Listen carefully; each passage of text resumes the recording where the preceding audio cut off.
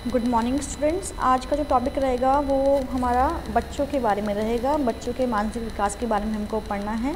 बच्चों में किस तरह से संवेदना आती है, प्रत्यक्षीकरण आता है, बोध शक्ति आती है, तर्क शक्ति आती है, हमें इनके बारे में पढ़ना है। तो 4 तरह से ये क्वेश्चन पूछ सकते हैं। आपको दिख रहे होंगे ये क्वेश्चन, आप एक बार इसको पढ़ लीजिएगा, ठीक है। तो हम पहले बात करेंगे संवेदना और प्रत्यक्षीकरण में क्या होता है। संवेदना और प्रत्यक्षीकरण, तो डेविड एल्काइन और इरविन बी विनर के अनुसार प्रत्यक्षीकरण में वो सही प्रक्रिया होती हैं जिनके द्वारा हम अपनी ज्ञानेंद्रियों द्वारा प्रदान किए गए सभी संदेशों को प्राप्त करते हैं, ठीक है।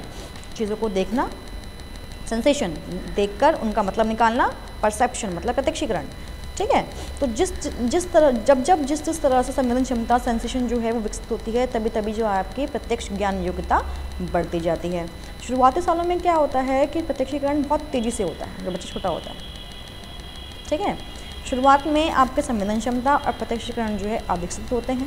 अगर हम आम भाषा में कहें तो शुरुआत में बच्चों को वस्तु को पहचानने और उसके अर्थ जानने की योग्यता विकसित नहीं होती है। प्रत्यक्षीकरण और संवेदन का आपस में बहुत गहरा संबंध होता है, क्योंकि सबसे पहले संवेदन द्वारा ही ज्ञानेंद्रियों से हमें सूचनाएं प्राप्त होती हैं। मतलब हम जो है अपने सेंस ऑर्गन का इस्तेमाल करके चीज़ों को पहचानना शुरू करते हैं, ठीक है। अर्थ निकालने की प्रक्रिया उसके बाद शुरू होती है। तो अर्थ निकालने की प्रक्रिया को हम क्या कहते हैं, प्रत्यक्षीकरण कहते हैं। क्या कहते हैं, प्रत्यक्षीकरण कहते हैं। तो इसमें हमारी कुछ योग्यताएं शामिल होती हैं प्रत्यक्षीकरण में, देखना, सुनना, स्वाद लेना, सूंघना, स्पर्श करना। तो जन्म के टाइम पे क्या होता है कि जो आपकी इंद्रियां होती हैं वो विकसित नहीं हो पाती हैं, और जन्म के बाद में क्या आती है, परिपक्वता आती है। तो गिब्सन ये कहते हैं कि जो इंद्रियां होती हैं वो हमारा संवेदी तंत्र बनाती हैं, सेंसरी सिस्टम बनाती हैं, और ये बाकी संवेदी प्रक्रियाओं के साथ अंतः क्रिया करती हैं। जैसे कि सूंघना और स्वाद लेना, भाई सामने आपके एक अच्छी डिश बनाई मम्मी ने, आपको बड़ी अच्छी स्मेल आ रही है, उसके बाद आपने देखा, आपको वो टेस्टी भी लगी, तभी तो आप खाएंगे उसको, तभी तो आपका मन करेगा खाने का। तो इसलिए आपकी जो क्रियाएं होती हैं ये आपस में इंटरैक्शन करती हैं, ठीक है। अगर हम एक बच्चे के बारे में बात करें तो बच्चे का विकास की जो अवस्थाएँ हैं, आप जानते हैं हमने अवस्थाएँ पढ़ी थी। पहला क्या है, 0 से 2 वर्ष की, 2 से 6 वर्ष की, 6 से 11, फिर 11 से आगे तक एडोलेसेंस को हम बोलते हैं, ठीक है। तो यहाँ पे कह रहे हैं कि जो शुरुआत में बच्चे की जो प्रारंभिक अवस्थाओं में बच्चे की जो नज़र होती है, जो दृष्टि होती है, वो स्थिर नहीं होती है। वो अपने आसपास की चीज़ों पर नज़र टिका नहीं सकता, कभी वो वहाँ देखे, कभी यहाँ देखे, कभी ऊपर, कभी नीचे, वो हर जगह अपनी चीज़ों को देखने की कोशिश करेगा, ठीक है। और ये आपके संवेदन की पहली अवस्था होती है। फिर उसके बाद क्या होता है कि बच्चा विभेद करना शुरू कर देता है आवाज़ों में, बाकी चीज़ों में। ये मम्मी की आवाज़ है, ये पापा की आवाज़ है, वो पहचानना शुरू कर देता है, ठीक है। तो उसके बाद अपने ज्ञानेंद्रियों का इस्तेमाल करके वो अपने वातावरण को जानने की कोशिश करता है, ठीक है भाई। अब यहाँ पे आपको एग्जाम्पल दिया है प्रत्यक्षीकरण का कि एक बच्चा है, उसके पास एक वस्तु है, उस वस्तु को उसको मेज पर रखना है, तो वो मेज पर ना रखकर उसकी ऊंचाई और उसकी बाकी चीज़ों को देखकर उसको यहीं वहीं छोड़ देता है कि भाई तो बहुत लंबा है, मेरा हाथ नहीं जाएगा, वगैरह वगैरह, वैसे कुछ सोचता है, ठीक है। अब यहाँ पे क्या है कि कुछ जो आपने इस टॉपिक में तथ्य पढ़े वो 6 चीज़ें पढ़ी हैं आपने। पहला कि समस्त ज्ञानेंद्रियों द्वारा संदेश प्राप्त करने की प्रक्रिया, अर्थ जानने की प्रक्रिया ही क्रमशः संवेदना और प्रत्यक्षीकरण है। छोटे बच्चों में अविकसित होती है, इनके दोनों में आपस में बहुत गहरा संबंध है। इंद्रियां जन्म के समय ही विकसित हो जाती हैं और उसके बाद वो परिपक्व होती हैं। शुरुआत में क्या होता है, बच्चे की दृष्टि अस्थिर होती है। अंतर ढूंढने की योग्यता का अर्थ प्रत्यक्षीकरण क्षमता में वृद्धि का होना होता है कि मतलब जब हम अर्थ जानने लगे, मतलब जानने लगे, अंतर ढूंढने लगे, तो हम क्या कहेंगे भाई हाँ बच्चे में प्रत्यक्षीकरण क्षमता वृद्धि हो रही है, ठीक है। उसके बाद क्या है, भाषा का विकास। अब भाषा का विकास कब होता है भाई, 2 से 6 वर्ष की उम्र में सबसे तेज़ी से होता है। मतलब वैसे तो बच्चा सुनता है, देखता है, शब्द भंडार बढ़ता है उसका, लेकिन सबसे तेज कब होगा, पूर्व बाल्यावस्था, जो क्या होती है 2 से 6 तक की उम्र होती है, ठीक है। विकास के साथ ही विकास की अवस्था, मतलब विकास के अवस्थाओं के अनुसार ही विकास भी होता है, ये बात आप याद रखें। अवस्थाओं में ही विकास होना संभव है। अब शुरुआत में जब बच्चा छोटा है, 2 साल का भी नहीं हुआ है, 6 महीने का है, 8 महीने का है, तो क्या करता है, चिल्लाता है, किलकारी मारता है, जब भूख लगती रोने लगता है। तो इन्हीं चीज़ों से बच्चे अपनी इच्छाओं को व्यक्त करते हैं। ये संकेत हैं बच्चे की इच्छाओं का। और एक माँ जो होती है, जो बच्चे एक फैमिली के मेम्बर्स जो होते हैं, वो इन्हीं चीज़ों से बच्चों की इच्छाओं को जानने की कोशिश करते हैं, ठीक है। अब उसके बाद क्या हुआ, पहले साल में बच्चा कुछ सीख जाता है, फिर उसका शब्द भंडार बढ़ने लगता है। वो सीखता कैसे बच्चा छोटा, एक घर के जो मेंबर्स होते हैं, जो फैमिली मेंबर्स होते हैं, वो बोलते हैं, उनको वो दिखता है, उनको सुनता है और उनको सुन के वो इमिट करने की कोशिश करता है, मतलब जो उन्होंने बोला उनको दोहराने की, रिपीट करने की कोशिश करेगा। अब जब हम नया नया कुछ सीखते हैं तो हम गलतियाँ भी करते हैं, है ना, इसलिए बच्चा बचपन में तुतलाता भी है, हकलाता भी है, ठीक है। अब क्या हुआ, अब 2 साल की उम्र में उसमें इमिटेशन आ गया, बच्चे ने शब्द बोलने सीख लिया, उसके बाद क्या होगा, वाक्य बनाएगा, ठीक है। और किशोरावस्था तक वो बिल्कुल परिपक्वता से बोलने लगेगा, भाषाई कौशल उसका बढ़ जाएगा, ठीक है। अब यहाँ पे कह रहे हैं बच्चे जो बेहतर सामाजिक, आर्थिक और सांस्कृतिक पृष्ठभूमि संबंध रखते हैं, उन्हें उनमें भाषा की योग्यताओं का उत्तम विकास होता है। मतलब जो बच्चे समाज में होते हैं, ठीक है, संस्कृतियों को देखते हैं, तो उनमें अच्छा खासा भाषा की योग्यताएँ उत्पन्न होती हैं। उसके बाद क्या है कि परिवार में जो अकेला बच्चा होता है उसका विकास अधिक होगा, उसमें अधिक विकास होगा, क्योंकि वो अकेला बच्चा है ना, बोलने वाले सब बड़े बड़े हैं तो उसको अच्छे सुनाई देगा। जो जुड़वा बच्चे होते हैं वो एक दूसरे की भाषा का अनुकरण करते हैं। उसके बाद क्या है कि जो बुद्धि और भाषाई कौशल होते हैं वो आपस में संबंधित हैं। जितनी अच्छा स्तर बुद्धि का होगा उसमें ही उतना भाषा का विकास पाया जाएगा। जैसे मान लो कोई राइटर है, भाई पढ़े लिखे होते हैं अच्छा खासा, तो उनको शब्द भंडार उनका अच्छा होता है, ठीक है भाई। नेक्स्ट है development of power of understanding, बोध शक्ति का विकास। तो यहाँ पे कह रहे हैं बोध शक्ति के अंतर्गत बहुत सारे कंसेप्ट्स आते हैं, धारणाएं आती हैं, जैसे स्वयं का प्रत्यय, स्थान का प्रत्यय, भार, संख्या, आकार, स्वरूप, सौंदर्यात्मक, ठीक है। तो अलग अलग कॉन्सेप्ट्स के बारे में हमें समझना, इसको हम बोलते हैं development of power of understanding. जब चीज़ जो है, जो बच्चा जो है चीज़ों को समझने लगे, लॉजिक लगाने लगे, ठीक है। तो पहला क्या है, सेल्फ कॉन्सेप्ट, मतलब धारणा या प्रत्यय समानार्थक है स्वयं की धारणा का प्रत्यय, जब बच्चा खुद को जानने लगे, ठीक है। तो जब बच्चा ये जानने लगे उसका संबंध किन किन चीज़ों से है, मतलब क्या हुआ कि जो बच्चा है वो स्वयं की धारणा यह प्रत्यय वस्तुत कर रहा है, मतलब अपने चीज़ों को देख रहा है। उसे अगर भूख लगती है, अगर खाना पानी वो मांगता है, मतलब भूख लगी तो मम्मी उसको, मम्मी खाना दे दो, भूख लगी है। अपने कपड़े मांगता है, अपने खिलौने मांगता है, ठीक है। तो ऐसा वह 2 से 3 वर्ष की आयु तक करना शुरू कर देता है और धीरे धीरे स्वयं को और वस्तुओं को वो जोड़ने लगता है। इसका मतलब क्या हो कि उसको स्वयं के बारे में धारणा का विकास है, मतलब स्वयं के बारे में जानने लगी, हाँ भाई ये कपड़े हैं मेरे, ये मेरा खाना है, ये मेरा पानी है, ये खिलौने मेरे हैं। तो जब ये समझने लगे तो उसका मतलब क्या है, वो सेल्फ कॉन्सेप्ट्स को सीख चुका है। उसके बाद क्या है, टाइम कॉन्सेप्ट, समय की धारणा या प्रत्यय। 4 से 5 की उम्र तक जो बच्चा 2-3 दिन पहले कुछ घटनाओं को जोड़ने का प्रयास करता है, इसका मतलब क्या हुआ कि उसमें समय संबंधी धारणा विकसित हो गई। वह कल, आज, परसों, सप्ताह, महीने, वर्ष आदि का मतलब समझने लगा, मतलब कल क्या था, कल आने वाला कल क्या है, एक हफ्ता क्या होता है, उसको उसकी ज्ञान, उसकी समझ आ गई। उसके बाद क्या है, स्थान की धारणा का संप्रत्यय, मतलब वो स्पेस कॉन्सेप्ट भी सीख चुका है। अब वो समझ गया कि उसे कहाँ बैठना है, कहाँ रखनी चीज़ें, कपड़े कहाँ रखे हैं, खाना कहाँ मिलेगा, खिलौने कहाँ रखे हुए हैं, कहाँ नहीं बैठना है, वो समझ चुका है, ठीक है। स्थान के बारे में जानकारी उसको मिल चुकी है। अभी कब होता है, 2 से 3 वर्ष की आयु के बाद होना शुरू होता है, ठीक है। अब वेट कॉन्सेप्ट, मतलब ठीक है, तो उसके बाद क्या होता है कि वेट कॉन्सेप्ट में जब उसकी आयु बढ़ती है तो बच्चे को समझ में आ जाता है कौन सी चीज़ भारी है और कौन सी हल्की है। तो 4 से 5 वर्ष की आयु तक बच्चा ये बताने लगता है कि उसको क्या क्या उठाना है, क्या नहीं उठाना है।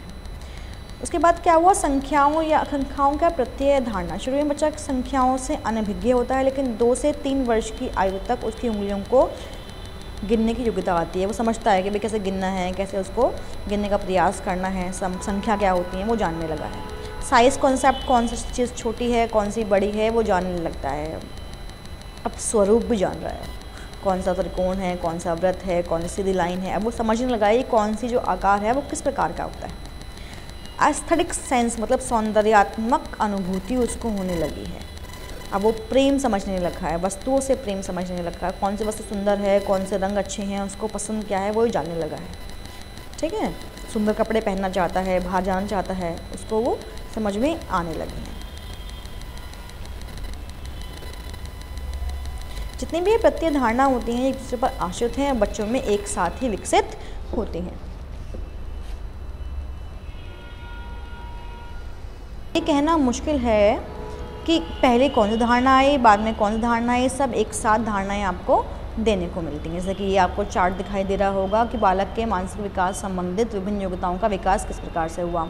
तो संवेदन और प्रत्यक्षीकरण, भाषा का विकास, बोध शक्ति का विकास, हल्का तर्क शक्ति और निर्णय लेना, ध्यान, कल्पना और स्मरण शक्ति, नैतिक धारणाएं या प्रत्यय। तो बोध शक्ति के विकास में आपको जितने भी ये प्रत्यय हमने पढ़े हैं वो सब आपको लिखे हुए दिखाई दे रहे होंगे। अगला होता है तर्क शक्ति और निर्णय लेना, कि तर्क शक्ति और निर्णय कब लेता है। तो भाई जो उत्तर बाल्यावस्था है उसमें वो तर्क करने लगता है, रीजनिंग उसमें आने लगती है। बच्चों में तर्क शक्ति और निर्णय शक्ति का संकेत हमें तब पता लगता है जब वो अपने विचारों को कहने लगे, उन्हें उसे क्या फील होता है, क्या समझता है वो कहने लगे। ठीक है, तो 2 वर्ष की आयु तक के प्रवाह सहित बोलने लगता है। तो हम समझ जाते हैं कि हाँ भाई तर्क शक्ति का प्रयोग ये करने लगा है। वो कौन सी पुस्तक पढ़ेगा, कौन सी नहीं पढ़ेगा, कौन से कपड़े पहने, कौन से नहीं पहनेगा, वो बच्चा बताने लगता है। ठीक है, अब उसके बाद क्या है, ध्यान, कल्पना और स्मरण शक्ति का विकास, development of attention, imagination and memory. कह रहे हैं निश्चित रूप से नहीं कह सकते हम कि बच्चे में ध्यान की शक्ति कब उत्पन्न होती है। ठीक है, लेकिन ये शक्ति का प्रदर्शन 1 या 2 वर्ष की आयु से वो करने लगता है, उसको अटेंशन उसमें आने लगता है, वो इमेजिन करने लगता है, उसकी मेमोरी आने लगती है। 4 से 5 वर्ष की आयु तक वह रंगीन खिलौने की ओर अधिक ध्यान देता है। कई बार बच्चा किसी एक ही प्रकार के खिलौने की ओर देखना पसंद करता है, इसको हम ध्यान करें। जब बच्चे का ध्यान जो है, जो उसकी नज़रें हैं वो एक ही चीज़ पर टिकनी शुरू हो जाए। ठीक है भाई, कभी कभी वो अपनी रुचि भी जाहिर करता है। स्कूल जाते उसके बाद क्या होता है कि जब वो स्कूल जाते हैं, स्कूल में नाटक होते हैं, अभिनय होते हैं, तो वो अपनी पसंद का अभिनय करना चाहता है, अपनी शक्ति को दिखाना चाहता है, अपनी शक्ति को व्यक्त करता है। स्मरण शक्ति मानसिक विकास का महत्वपूर्ण पक्ष माना जाता है। भाई मानसिक विकास तो बच्चा कुछ याद कर पाएगा। आयु में वृद्धि, परिपक्वता और अनुभवों के माध्यम से इसका धीरे धीरे विकास होता है। ठीक है, विकास भाषा के विकास के साथ स्मरण शक्ति और भी बढ़ जाती है। 2 वर्ष की आयु तक बच्चे काफ़ी हद तक कुछ याद कर लेते हैं, उनके दिमाग में चीज़ें बैठने लगती हैं। ठीक है, पहले 2 साल में अत्यधिक विकास करती नहीं है, वो व्यक्ति और वस्तु को याद रखने की कोशिश करता है। इसकी आगे की अवस्था में परिस्थितियों और घटनाओं के बारे में स्मरण शक्ति का विकास होना शुरू हो जाता है। शुरुआती अवस्थाओं में स्मरण शक्ति रटने पर आधारित, तो बच्चा जो है वो रटने लगता है। ठीक है, तर्क सूझबूझ बच्चों को देखने में नहीं मिलती है इस अवस्था में। किशोर अवस्था और प्रौढ़ावस्था में पहुंचकर व्यक्ति में तर्क और सूझबूझ विकास होने लगता है। मतलब जो तर्क बच्चा देता है, लॉजिक जो कंसेप्ट वो लगाता है, वो किशोर अवस्था में आती है। ठीक है, उसके बाद क्या है, मोरल कॉन्सेप्ट्स, नैतिक प्रत्यय। तो ये भी मानसिक विकास के साथ ही होता है। बच्चा कुछ टाइम लेता है, नैतिकता की भावना को दिखाता है। शुरुआत में बच्चा अब आसपास की चीज़ों को समझना शुरू करता है, तो वह अच्छे और बुरे में भी समझना शुरू कर देता है। वह यह योजना शुरू कर देता है कि दूसरों को हानि नहीं पहुंचानी। मतलब अब वो समझ रहा है कि भाई किस चीज़ से हमें हानि होगी, किस चीज़ से दूसरों को हानि होगी, किस चीज़ से औरों का अच्छा होगा, औरों का अच्छा किस में, मेरा अच्छा किस में, अब वो जानने ही लगा है।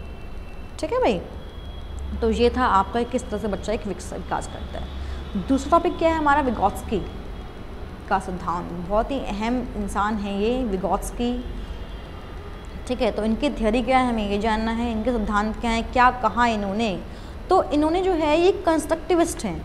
ठीक है, बच्चा किस तरह से सीखता है इन्होंने ये बताया, किस चीज़ का इसमें रोल है इन्होंने वो बताया। ठीक है, तो इनका ऐसा कहना है कि बालक खेल के द्वारा अमूर्त अर्थ का विकास करता है। मतलब बच्चा खेलता जाएगा और चीज़ें सीखता जाएगा। ठीक है, तो विगोत्स्की जो है वो सामाजिक नियमों के विकास की भी चर्चा करते हैं। मतलब विगोत्स्की का कहना है कि समाज जो है वो एक बच्चे के विकास में एक बहुत महत्वपूर्ण भूमिका निभाता है। समाज का एक बहुत बड़ा रोल है बच्चे के विकास में। जब बच्चा एक घर घर खेलते हैं तो बहुत तरह के पारिवारिक सदस्यों की भूमिकाओं को अपनाते हैं। बच्चा तब उसमें परिवार के बारे में जानता है। विगोत्स्की ने जो मेनली काम किया है वो इंटरपर्सनल कम्युनिकेशन और कल्चर पर काम किया है। मतलब सामाजिक तत्व को वो बहुत महत्वपूर्ण मानते हैं। उन्होंने ये बताया कि अंतःक्रियाओं के माध्यम से उच्च मानसिक कार्य किस प्रकार हो। ठीक है, तो उन्होंने ये बताया कि अंतःक्रियाओं के माध्यम से उच्च मानसिक कार्य किस प्रकार से विकसित होंगे। ठीक है, और इन प्रक्रियाओं को उन्होंने अंतःकरण कहा कि भाई समाज और बच्चा जो है अंतःकरण करके कुछ सीखते हैं। अब अंतःकरण का मतलब क्या होता है, तो उनका मतलब है कि कोई चीज़ हुई तो कैसे हुई। कप में दूध डालना या साइकिल पर सवारी करना या सामाजिक उपकरण हैं तो प्रारंभ में बालक की क्षमता से परे की बात होती है। इन कौशलों पर मास्टरी बालक द्वारा समाज के भीतर रहकर ही मतलब कॉमन सी बात है, अगर हम साइकिल चलाना सीखें तो कैसे सीखेंगे? कोई हमारा घर का सिखाएगा या बाहर का सिखाएगा, कोई दोस्त सिखाएगा हमारा, तब हम सीखते हैं। ठीक है, तो जो विगोत्स्की हैं उन्होंने भाषा के विकास और विचार के बारे में ही बताया। उनका ऐसा कहना है कि भाषा पहले आएगी और विचार बाद में आएगा। जो हमारे पियाजे जी थे उन्होंने क्या बोला था कि भाई पहले बच्चा सोचेगा, बाद में बोलना सीखेगा, बाद में लैंग्वेज डेवलपमेंट होगा। तो पियाजे ने कहा था कि पहले विचार आएगा बाद में भाषा आएगा, लेकिन विगोत्स्की इसका उल्टा कहते हैं। उनका कहना है कि भाषा का विकास पहले होगा, बच्चे बाद में सोचना सीखेगा, बाद में उसमें थॉट्स आएंगे। ठीक है जी। उन्होंने स्पीच के बारे में, आंतरिक वाणी के बारे में कहा है। उनके अनुसार जो आंतरिक वाणी होती है वो बहुत गुण वाली होती है बाहरी वाणी से, और वो अलग होती है। उन्होंने कहा कि एक बच्चा जो है वो चिन्ह आदि के अर्थ अंतःक्रिया से सीखता है। चिल्लाना, बुदबुदाना, वो इन सब से अभिव्यक्त करता है। वो क्या चाहता है वो इसके माध्यम से, किलकारी के माध्यम से कहता है। ठीक है,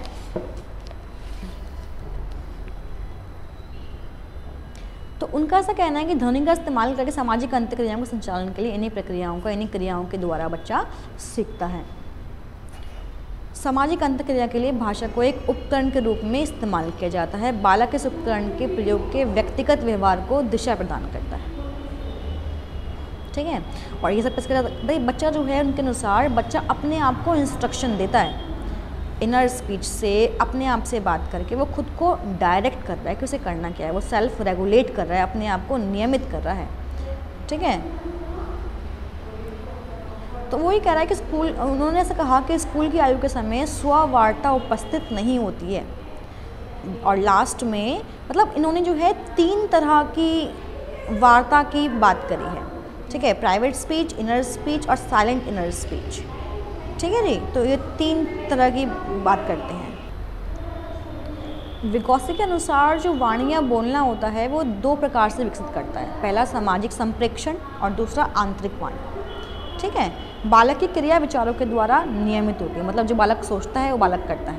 इसका अर्थ मतलब ये नहीं लगाया उन्होंने कि चिंतन भाषा के बिना हो सकती है। मतलब उनका कहना है कि भाषा के बिना बच्चा चिंतन कैसे करेगा, इसलिए भाषा ज़रूरी है। ठीक है, उन्होंने कहा कि आंतरिक वाणी का भारी वाणी से अंतरीकरण हम नहीं कर सकते हैं। भारी वाणी विचारों को शब्दों में बदलने की प्रक्रिया है। मतलब अगर हम भारी, मतलब पहले हम सोचते हैं बाद में किसी और से कुछ बोलते हैं ना, तो वो आपकी एक्सटर्नल स्पीच है, भारी वाणी है। ठीक है, भारी वाणी विचारों को शब्दों में बदलने की प्रक्रिया होती है, जबकि आंतरिक क्रिया क्या होती है, इसके बिल्कुल अपोजिट है, बिल्कुल विपरीत है। यह वाणी का आंतरिक शब्दों में परिवर्तन है कि हम वाणी को बदल रहे हैं, किसमें, आंतरिक शब्दों में। इसमें कम शब्दों का इस्तेमाल हम करते हैं। आंतरिक वाणी में एक शब्द भारी वाणी के कई शब्दों के बराबर। मतलब अंदर का एक शब्द, मतलब हम जो मन में सोच रहे हैं वो एक शब्द, लेकिन बाहर हम क्या बोलते हैं, बहुत कुछ बोल जाते हैं। ठीक है, अब इन्होंने क्या कहा, इन्होंने एक व्यक्ति से दूसरे व्यक्ति तक 3 तरीकों के यंत्र बताए हैं, 3 तरह के टूल बताए हैं। पहला क्या है, इमिटेटिव लर्निंग, कि बच्चा जो है अनुकरण करेगा, दूसरे व्यक्ति की नकल करेगा। दूसरा बताया उन्होंने इंस्ट्रक्टेड लर्निंग, मतलब अनुदेशित अधिगम। इसमें बालक करता क्या है, अध्यापक के अनुदेशन के अनुसार निर्देशों को याद करता है और स्वयं को रेगुलेट करता है, नियमित करता है।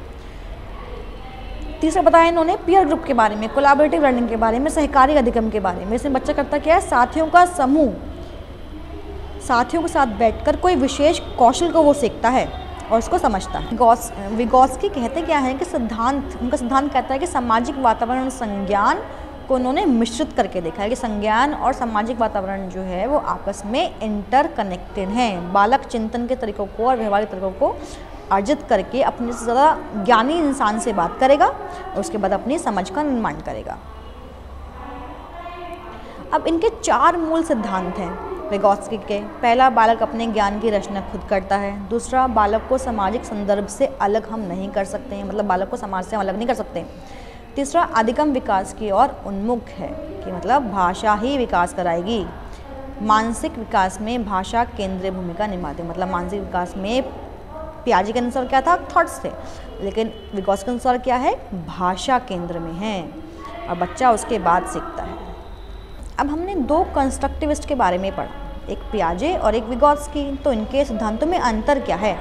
तो पहला अंतर क्या है कि विगोत्स्की ने संज्ञान विकास को प्रभावित करने और उसे स्वरूप प्रदान करने के लिए संस्कृति पर अधिक बल दिया है, जबकि पियाजे से उल्टा सोचते हैं। पियाजे ने विकास की विषय वस्तु और अवस्थाओं पर अधिक ध्यान दिया। ठीक है, विगोस्की ने पियाजे के अनुसार अवस्थाएं नहीं बताई हैं। दूसरा, विगोस्की ने संज्ञानात्मक विकास में सामाजिक कारकों का योगदान बताया, जबकि पियाजे क्या बोलते हैं, इसकी आलोचना करते हैं। उनका ऐसा मानना है कि समाज भूमिका निभाता है लेकिन इतनी हद तक नहीं निभाता। लेकिन विगोस्की ने क्या बोला कि समाज कुछ करता है। विगोस्की ने संज्ञानात्मक विकास में भाषा की भूमिका पर अधिक बल दिया है। विगोस्की कहते हैं कि संज्ञान के विकास में भाषा एक बहुत बड़ी भूमिका निभाती है, लेकिन पियाजे इस पर बल नहीं देते हैं बल्कि इसकी आलोचना करते हैं। पियाजे ने भाषा पर जोर नहीं दिया, उनका भाषा आती है लेकिन पहले थॉट आएगा। तीसरा कहा, उसके बाद विगोस्की के अनुसार मनुष्य की मानसिक गतिविधि सामाजिक अधिगम का परिणाम होती है। कि मतलब विगोस्की ने कहते हैं कि मानसिक गतिविधि कब होगी, जब बच्चा समाज में बैठेगा उठेगा। और बालक के जीवन में भाषा को अर्जित करना बहुत ही प्रभावशाली मानते हैं। विगोस्की कहते हैं कि बच्चा भाषा अर्जित करेगा तभी कुछ सीख पाएगा। लेकिन पियाजे क्या बोलते हैं कि बालक भौतिक संसार में स्वतंत्र रूप से क्रिया करते हैं ताकि वे चीज़ों को खोज सकें कि वो है क्या। लास्ट अंतर क्या है कि विगोस्की ने विकास के सांस्कृतिक पक्ष पर बल दिया है। विगोस्की कहते हैं कि विकास के सांस्कृतिक पक्ष क्या है, जबकि पियाजे के अनुसार विकास के प्राकृतिक पक्ष पर बल दिया। मतलब पियाजे ने प्रकृति की बात करी जबकि विगोस्की ने समाज की बात करी। ठीक है जी, तो इन दोनों में ये अंतर आपको पढ़ना होगा। उसके बाद क्या है, zone of proximal Vikas, zone of proximal development. ये क्या है, इसके बारे में पढ़ना है। तो ZPD है क्या, जोन ऑफ प्रॉक्सिमल डेवलपमेंट है क्या? तो ये एक वो दायरा है जिसमें बच्चा सीख सकता है। ये एक वो सर्कल है जिसके अंदर बच्चा सीख सकता है। लेकिन कब, जब उसको किसी एक ज्ञानी इंसान की मदद मिल सके, उसकी हेल्प मिल सके। ठीक है, ठीक है। तो जोन ऑफ प्रॉक्सिमल डेवलपमेंट की बात कौन करते हैं जी? विगोस्की करते हैं इसकी बात। ठीक है, उनके अनुसार जो ZPD है, जोन ऑफ प्रॉक्सिमल डेवलपमेंट है, ये वो दायरा है जिसमें बच्चा अपना कुछ सीख सकता है। बालक के स्वतंत्र रूप से कार्य करते समय में कौशल के जिस स्तर पर पहुंचता है उसको हम ZPD कहते हैं। ठीक है भाई, तो इसमें जो है यहाँ पे क्या, ZPD से पहले अधिगम और संज्ञानात्मक विकास के संबंध को हम इन बातों पर समझ सकते हैं। कौन सी बातें हैं वो? पहली बात क्या है कि विकास से हमेशा अधिगम होता है, मतलब लर्निंग होती है। ठीक है, बालक कुछ सीखता है उससे। उसके बाद अधिगम और विकास को अलग हम नहीं कर सकते हैं बल्कि साथ साथ चलते हैं ये। मतलब अधिगम, लर्निंग और विकास दोनों साथ साथ चलेंगे।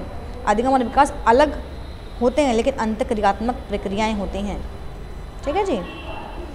गेस्टाल्टवाद कहते हैं कि एक गेस्टाल्टवाद क्या है, एक प्रक्रिया है हमेशा दूसरी प्रक्रिया को तैयार करती है। गेस्टाल्टवाद क्या कहते हैं कि एक प्रक्रिया से ही दूसरी प्रक्रिया संभव है।